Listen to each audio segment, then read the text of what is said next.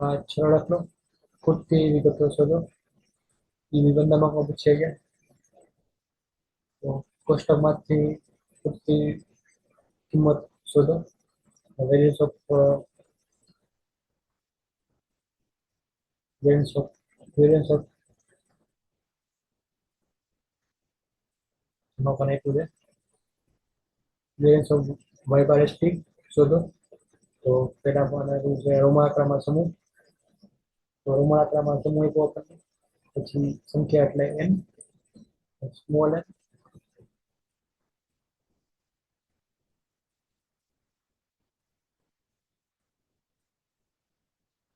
Small ને પણ capital n કરવાનું. પછી મધ્યક મધ્યકને આપણે વાય કહેતા હોઈએ. પછી વિચરણ આપણે એસ. મીટર્સ કદને આપણે સ્મોલ એન.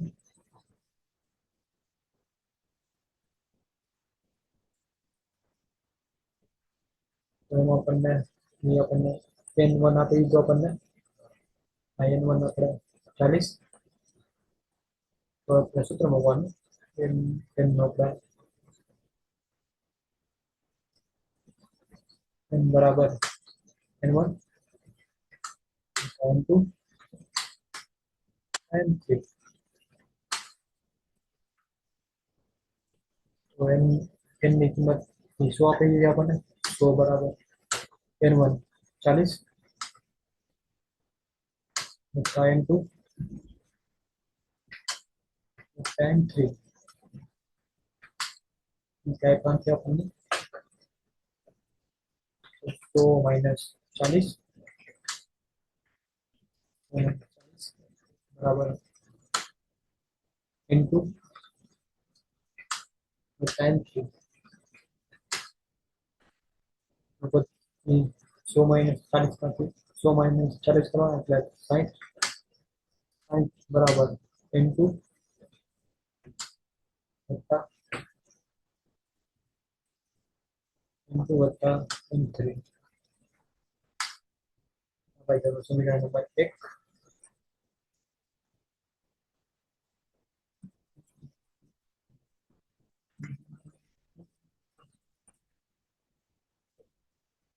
સમીકરણ નંબર 1. સમીકરણ નંબર 1. તો સમીકરણ નંબર 2 મેળવવા માટે એ આપણે સૂત્ર મૂકવાનું. અને શેમાં મૂકવાનું? y બાર એસ ટી વાળું સૂત્ર મૂકવાનું છે. જેથી આપણને એ સમીકરણ નંબર 2 ગોતવાનું હોય. જેમાં આપણને n2 પણ મળી જાય, આપણને n3 પણ મળી જાય.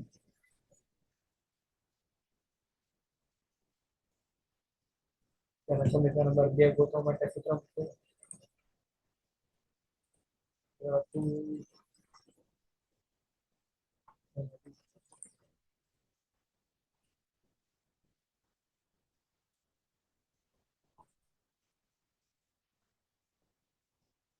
y બાર એસ ટી બરાબર n1 y1 plus n2 y2 plus n3 y3 છેદમાં n.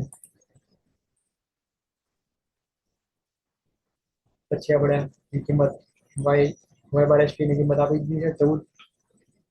તો 14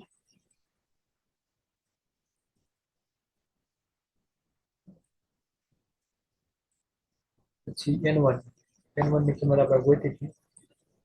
n1 તો આપણે આપી જાય રકમમાં 40 y1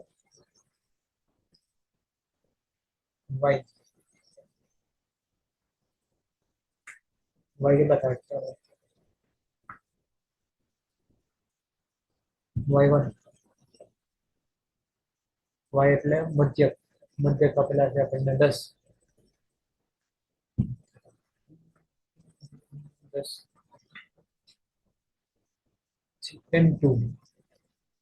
n2 આપણને આપેલા નથી, એ ગોતવાના હોય. પછી y2 ની કિંમત 20 આપેલી છે તો 20 લખવાનું. પછી n3 આપણને નથી આપ્યા. વાય બાર 3 પણ આપણે ના આપી દીધા છે. કેટલાય ભાગ 12 ના છેદમાં n એના પર આપી દીધો છે 100 ઉપાદેય હતી. તો હવે પછી એ બધી વિગતો મૂકવાની. તો રહેવા પછીનું સ્ટેપ કઈ રીતે બનશે? 100 આ બાજુ આવે તો ગુણાકારમાં છે, આ બાજુ ભાગાકારમાં છે, આ બાજુ તો ગુણાકારમાં. એટલે હવેનું પદ કઈ રીતે બનશે? એટલે એવું જ એને ગુણા ને 100 બરાબર 40 ગુણ્યા 10 એટલે 400 વત્તા n2 અને 20 લખવાના આવે કેમ કે ગુણાકાર 20 આરો થાય તો 20 કેટલા 20 n2 વત્તા 12 ગુણ્યા n3 એટલે 12 n3 ગુણાકાર કેટલો હતો? પછી એટલે 14 ગુણ્યા 100 એટલે આપણને 1400 મળશે માઇનસ 400 બરાબર 20 n2 12 n3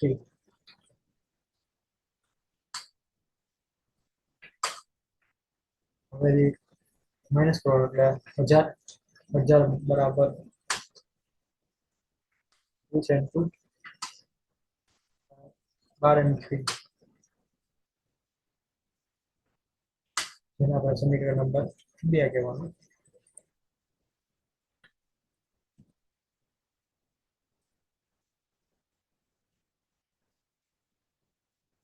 સમીકરણ નંબર 2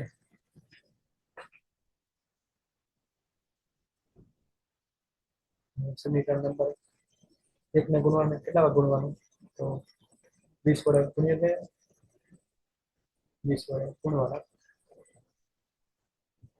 એટલે 20 કમાવેલી છે 40 વડે ગુણવાના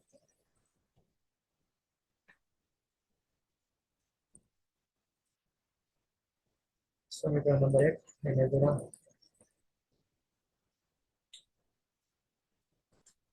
20 નાખવાના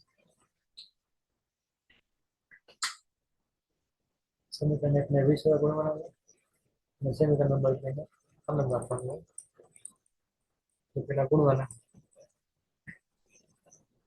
60 ગુણ્યા 20 1200 બરાબર 20 હતા ને 20 n2 ને 20 n3 20 n2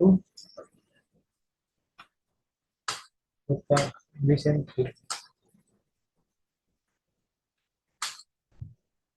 ઘરનું પદ આમ રાખવાનું સમીકરણ 2 આમ રાખવાના 1000 બરાબર 20 n2 12 n3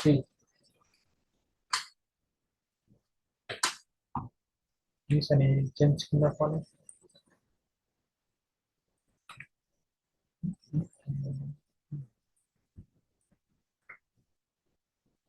નિશાની ચેન્જ કરી નાખવાની પ્લસ એટલે માઇનસ એટલે પ્લસ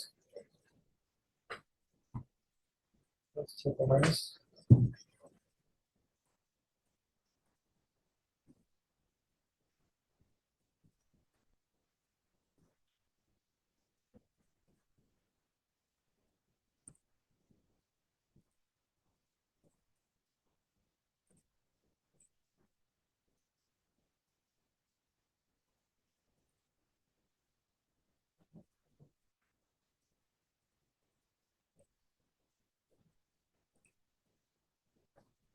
આ બે સમીકરણ કેન્સલ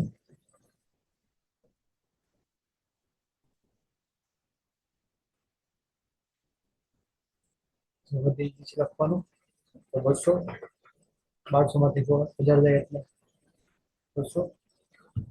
200 બરાબર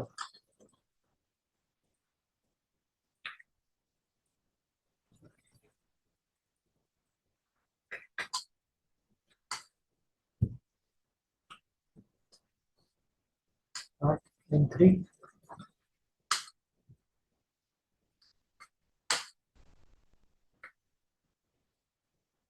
તો 200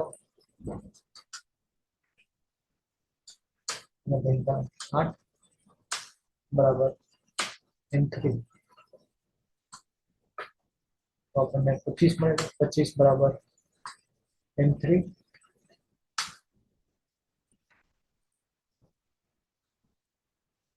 તો આપણને શું આવતું આપણે જવાબ અહીંયા આપણને 100 મળતો અહીંયા આપણને 25 મળ્યા.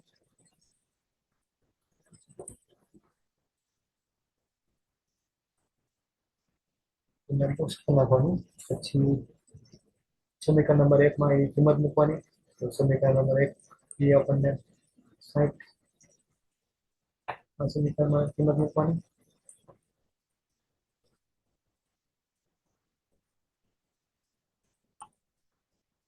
ગમે સમીકરણ મૂકી ગઈ કિંમત તો આપણે જે છેલ્લું સમીકરણ એમાં મૂકવાની. નાનું સમીકરણ એટલે એનાથી જવાબ એ પ્લસમાં આવશે. n2 તો આપણો પોતાનો હોય એ ક્યાંથી મળે આપણને અહીંયા n2 વત્તા n3 25 60 માઇનસ 25 બરાબર n2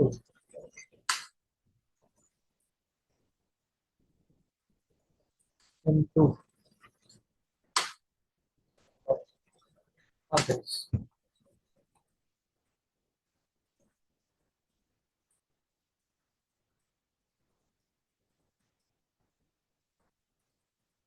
n2 પણ હવે મળી ગયો આપણને 35.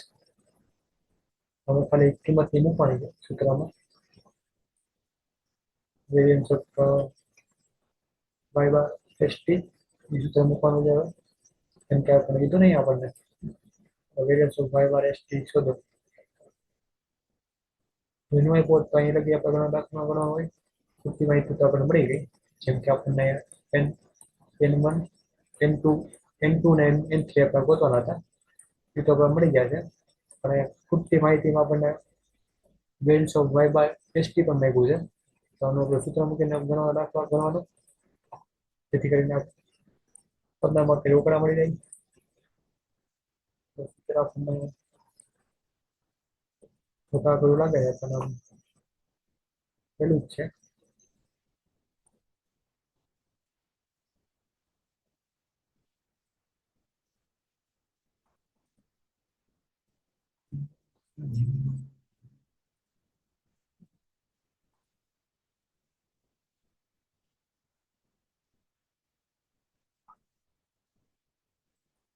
Difference of y bar st બરાબર 1 n square n1 n1 minus n1 છેદમાં n1 s1 સ્ક્વેર મૂકવાનું. સૂત્રની કિંમત મૂકવાની છે. એનામાં variance of y bar st આપણે ગોતવાનો છે એટલે આપણે આપેલો નહોતો અને પહેલા દાખલામાં પણ આપેલું હતું.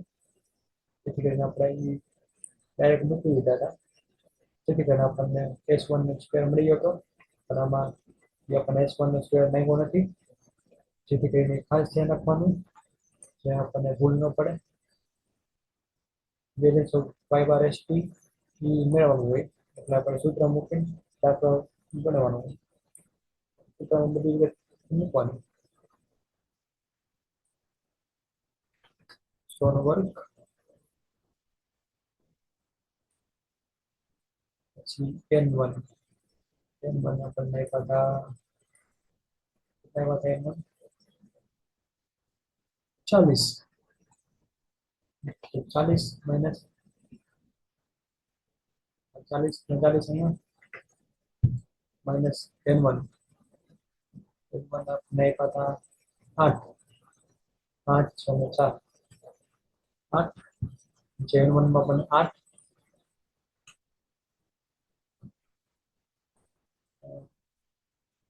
s1 સ્ક્વેર 35 n2 ઇન્ટુ આપણે હમણાં જોઈએ તો તમે 25 હતા ને 35 હતા બરાબર. 35 35 35 માઇનસ n સ્ક્વેર n 2 6 છેદમાં પણ 6 s2 સ્ક્વેર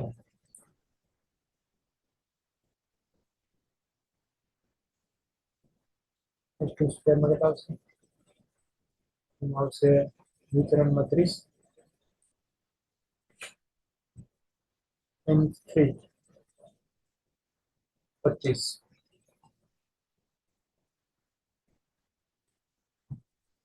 25 માઇનસ 25 માઇનસ 4 છેદમાં પણ 4 છેદમાં પણ 4 n3 સ્ક્વેર 8 અને કેલ્ક્યુલેટરમાં સીધું કરવું હોય તો પેલા પ્રથમ સ્ટેપ ઉપર કેલ્શિયમ તમે કરો એટલે ડાયરેક્ટ જવાબ એ મળી જાય. જેમ કે 100 ગુણ્યા m પ્લસ લખવું જોઈએ તમારે કેલ્શિયમ કરવું હોય તો એ રીતે કરવાનું. બાકી ઈચ્છા 100 ગુણ્યા m પ્લસ કેલ્શિયમ કરવાનું છે એ લખવું જોઈએ. પછી 40 માઇનસ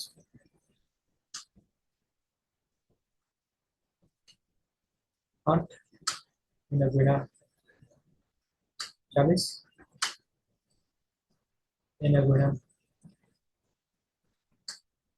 35 એના ભાંગ્યા 8 બરાબર. પછી 35 માઇનસ 6 એના 35 એના ગુણ્યા 30 એના ભાંગ્યા 6 બરાબર.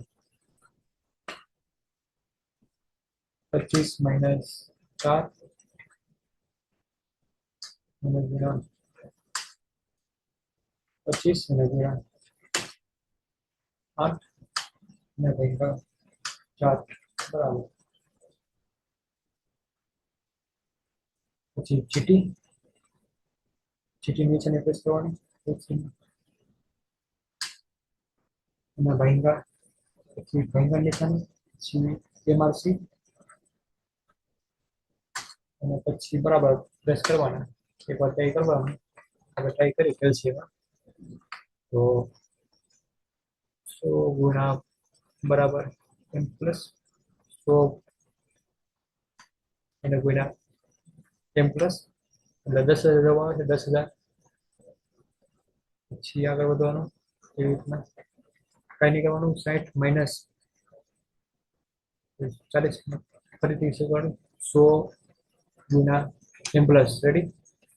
પછી 40 માઇનસ 8 એને ગુણ્યા 40 એને ગુણ્યા 35 એના ભાંગ્યા 8 પછી બરાબર નિશાની પ્રેસ કરવાની એટલે 56,000 આવવો જોઈએ. 56,000 આવી ગયો. 56,000 પછી 35 માઇનસ 6 એને ગુણ્યા 35 એને ગુણ્યા 30 એને ભાંગ્યા 6 બરાબર એટલે 50 75. પછી 25 માઇનસ 4 એને ગુણ્યા 25 એને ગુણ્યા 8 એને ભાંગ્યા 4 બરાબર જીટી એને ભાંગ્યા MRC બરાબર કરવાનું એટલે જવાબ આવી જાય જ. એટલે તમારો જવાબ એ 1.17 આવે છે. કેલ્શિયમમાં પણ 1.17 આવી ગયો છે જવાબ. કેલ્શિયમમાં 1.17 આવે છે. આવી રીતના હોય દાખલો.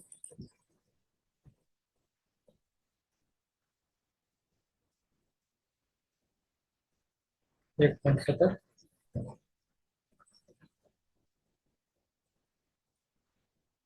એ આપણો જવાબ છે.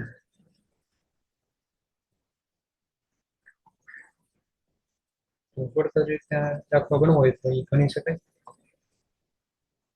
બાકી તો તમારી ઈચ્છા પછી